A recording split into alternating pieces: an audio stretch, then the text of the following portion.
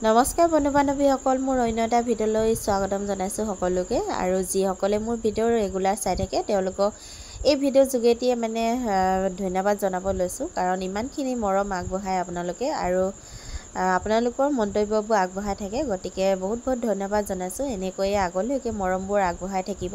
সেয়াই আৰু এয়া হৈছে আমাৰ ঘৰৰ ওচৰৰ দাদা এজনৰ বিয়াৰ ভিডিঅ'। সময় নোপোৱা দুখতহে ভিডিঅ'টো ৰৈ গৈছিল দেই। তাৰপিছত আজি আগবঢ়াই দিবলৈ মনত পৰিল, গতিকে আগবঢ়ালোঁ। আপোনালোকে শেষলৈকে চাব বুলি আশা থাকিল। এয়া হৈছে কইনা, তেজপুৰ বিশ্বনাথ চাৰিআলিৰ পৰা আনিছে। কইনালৈ আনিছিলোঁ এটি সৰু উপহাৰ, সেয়া আগবঢ়াই দিলোঁ। তাৰপিছত দাদা আৰু বৌক দুয়োকে যুগ্ম জীৱনৰ শুভেচ্ছা জনালোঁ। তাৰপিছত এইফালে আমি আটাইকেইজনীয়ে লগ লাগি ফটো তুলিলোঁ দেই DSLR-ত।